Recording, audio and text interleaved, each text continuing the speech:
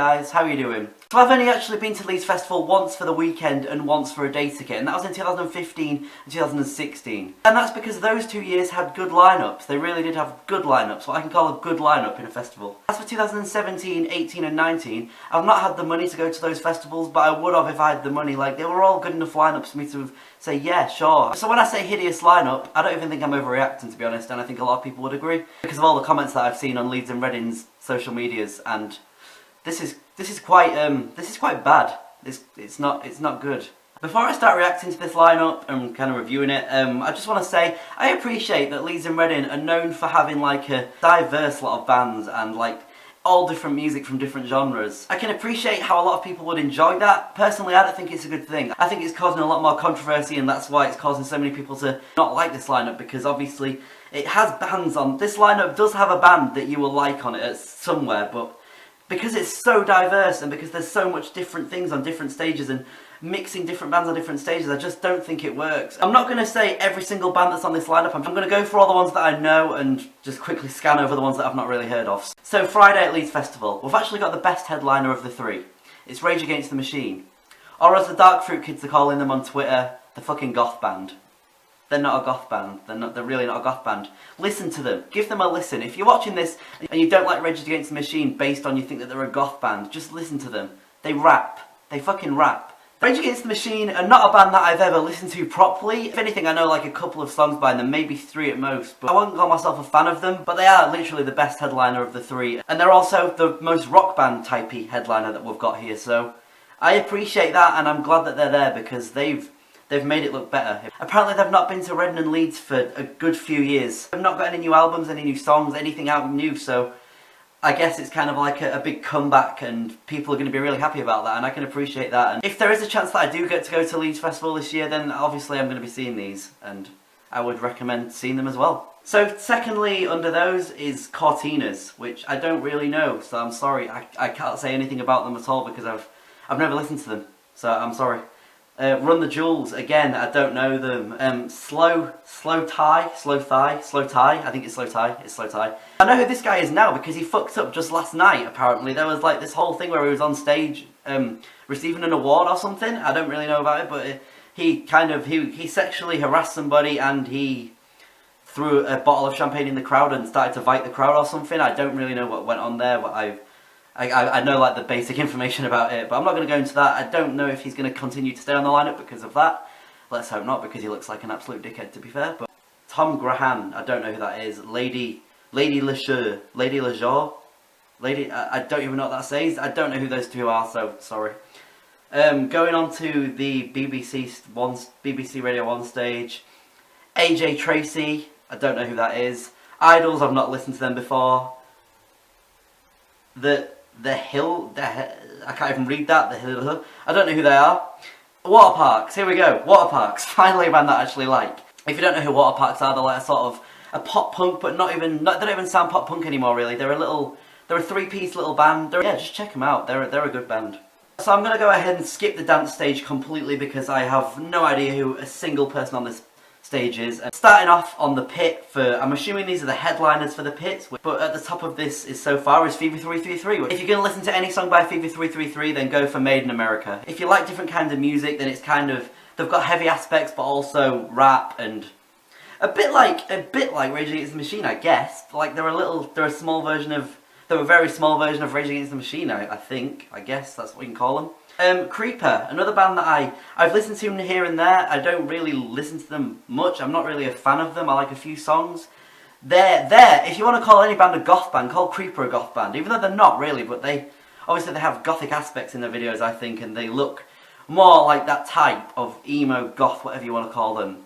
If you don't like that kind of stuff, then you don't like that kind of stuff. Personally, I think that's a good choice for the festival, and I'll be seeing them if I actually go. HO9909. I don't know who that is. Black Peaks, again, I don't listen to them much, but I think they're okay. Arrested Youth, Garrazy. Yeah, I guess they're all going to be good. They're all in the pit, so they're going to be my type of music, obviously, so yeah. I'm going to stop on Friday now because I don't know anything below it, so we're going to go to Saturday now, and headlining Saturday is probably the biggest disappointment ever. It's fucking Stormzy. Stormzy, not somebody I listen to. I don't like much rap music, so he's not for me at all. He's really not, and I think it's a really poor choice for the festival. I was expecting either Bring Me the Horizon or My Chemical Romance for the final headliner, and it wasn't, and that's really disappointing because that just shows how much the festival has gone down in music choices over the years. And some people were saying the last headliner has to be a rapper, and I really didn't think they would do that, and they've done that. They've gone right there and they've put Stormzy right up there. When I know a lot of people wanted Bring Me the Horizon, which are my favourite band. I know I'll be the first to admit that I am a giant Bring Me fanboy. I'm not ashamed because they're fucking amazing. But Stormzy, come on, fucking Stormzy. Over Bring Me. Bring Me would put on such an amazing show if they just got the chance to headline this festival. And they love this festival. They've been to this festival a few times. They did a secret set in 2018, and ever since then, people have been wanting them to come back and expecting them to come back for a headline slot. And they would just do so well. Just 2 hours of Bring Me the Horizon. Migos? Is that Migos? I don't know. Sorry if I pronounced that wrong. I don't know who that is. Sorry.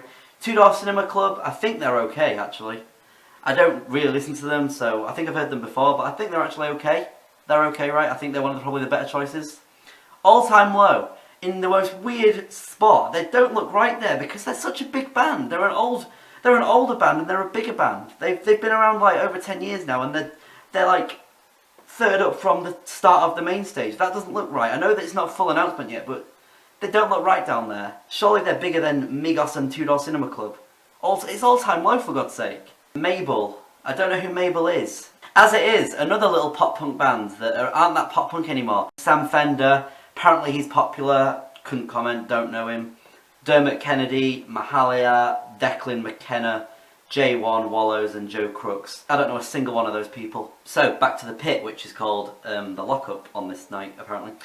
Sleeping with Sirens headlining that stage, which are one of my favourite bands. That's amazing. I've seen this band nearly 10 times, I think. If you like older Sleeping with Sirens, then you'll probably like Sleeping with Sirens' new album as well, because they're doing the heavier stuff again, and it's really good. It's really good, and I'm really happy to see them on the lineup.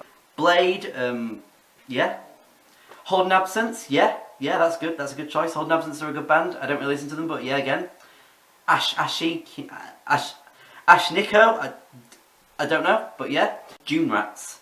Again, these are bands that are on that stage, so I assume that I'd like them because of what stage they're on.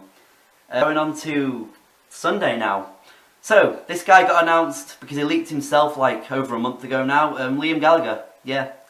Not somebody that I listen to, not somebody I care to see at all, but he's not the worst choice because Stormzy's the worst choice. I'm sure he'll put on a good show and play songs that you guys love. Personally, I don't know if I know much stuff by him or whatever, but yeah, enjoy. Jerry Cinnamon, D Block Europe, I-Itch, The Main and Blocks. Don't know any of them. Can't comment on any of them, sorry. Rex Orange County, Heady One, Fontaines DC, Seagirls, Black Bear, Easy Life and Inhaler. Again, just gonna scroll by. If you like any of those, then I'm sure that's good, but personally I think this is the worst day for the festival. It's completely weak. There's almost no rock, emo, heavy type bands on that lineup at all. It just looks like a load of shit compared to a few years ago, doesn't it? A few years ago we were having Slipknot, System of a Down, Green Day, Linkin Park, Paramore, My Chemical Romance, Bring Me the Horizon, While She Sleeps.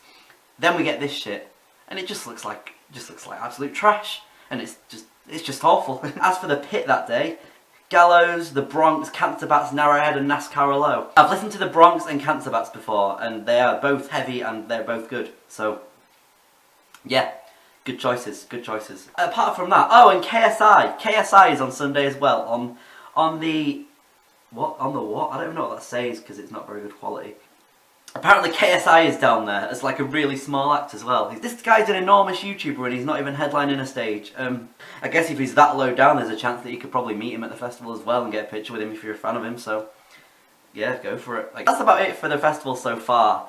It's not good. It's really, really not good, and I'm really disappointed by it. I don't like it. I don't like all the mixing of genres. I don't think it works because you've got really good bands that are kind of in between a load of trash, and it just seems so unpopular this year. This is probably the most disliked Reading and Leeds announcement ever. Most people did want My Chemical Romance, Bring Me the Horizon, maybe Blink-182, maybe, I don't know, Green Day, fucking anybody that was going to be not Stormzy. I bet ticket sales are going to be the lowest selling ever, compared to like when they had Eminem headlining, 21 Pilots, Post Malone, 1975, Metallica, Bring the Horizon were all up there a few years ago, and what are they doing? Why did they make us wait that long for that? Oh, it's disappointing. It's disappointing because I really do want to like this festival. I really do want to go to this festival. I was really looking forward to it. I was sure that Bring Me were going to be up there.